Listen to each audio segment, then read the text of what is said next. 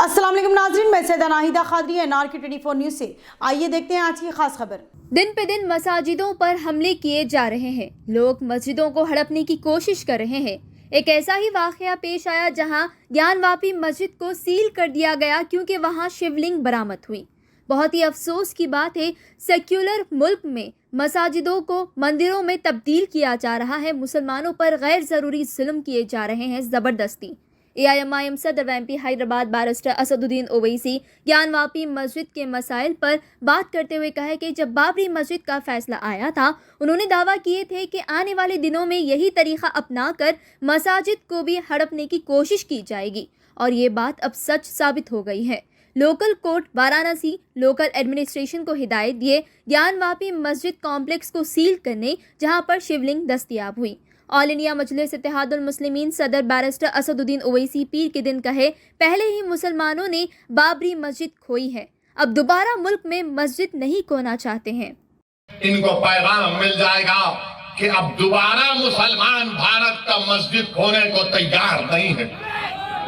मेरे अजीज दोस्तों और बुजुर्गों, मगर आज ज्ञानवापी का मसला आया, हिजाब का मसला आया, तो क्या कांग्रेस पार्टी ने कुछ कहा? कोई कांग्रेस के लीडर ने कहा? नहीं बोलेंगे। क्या समाजवादी के या आप पार्टी के किसी कायद ने कहा? नहीं बोलेंगे। क्यों नहीं बोलेंगे?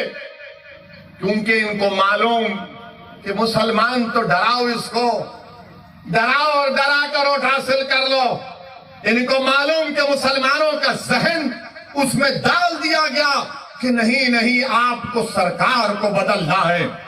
मेरे अजीज दोस्तों और बुजुर्गों, याद रखिए मेरी इस बात को कि हुकूमत को आप नहीं बदल सकते, अपने नुमाइंदों को आप कामयाब कर सकते हैं। अरे मस्जिद का मसला आया तो नहीं बोलेंगे, हिजाब का मसला आया तो नहीं बोलेंगे, दिल्ली के जहांगीरपुरी में गरीबों की दुकानों को तोड़ दिया गया तो मुंह नहीं खोलेंगे। मैं जब दुकानों को दिल्ली में तोड़ा जा रहा था, जब बुलडोजर दुकान के पास पहुंच चुके तो किसी गरीब ने मुझे फोन करके कहा कि ओवैसी क्या तुम आओगे या नहीं आओगे? मैंने कहा जरूर आऊंगा। पहली फ्लाइट लेकर दिल्ली को जब पहुंचा, हमारे दिल्ली के मजलिस के सदर कलीम हफीज साहब से कहा कि हमको जाना है। हम गए वहां पर, उसी मस्जिद में जाकर नमाज मगरिब अदा की, रास्ते में रोजा खोलना पड़ा, वक्त हो गया था। जिस मस्जिद के सामने उसकी दीवार को और गेट को शहीद कर दिया गया था।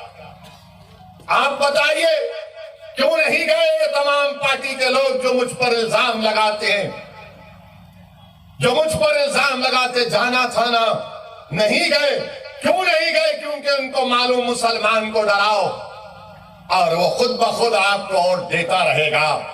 मैं इस मिजाज में तब्दीली पैदा करने के लिए आया हूं। मैं आपसे कह रहा हूं कि सिर्फ अल्लाह से डरो, इन जालिमों से मत डरो। मैं आपसे अपील करने आया हूं कि आप अपनी आवाज को उठाओ।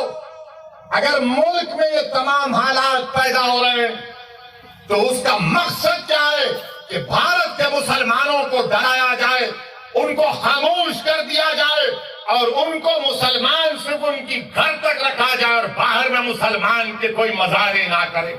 मैं आपसे अपील कर रहा हूं कि हम घर में भी मुसलमान बनकर रहेंगे, बाहर भी मुसलमान बनकर रहेंगे।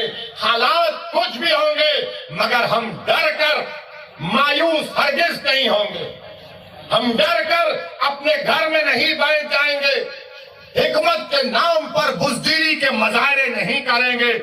मैं आपसे ये नहीं कह रहा हूं कि तशद्दुद पर आ जाओ, मैं आपसे ये कह रहा हूं कि अपने हौसलों को बुलंद रखो।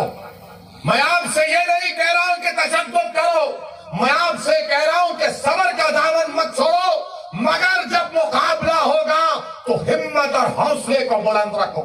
और मुकाबला जमहूरियत के दायरे में रहकर होगा, मुकाबला जमहूरियत के दायरे में रहकर होगा।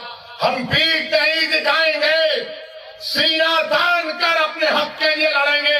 ये भारत का संविधान हमको इस बात की इजाजत देता है मेरे अजीज दोस्त।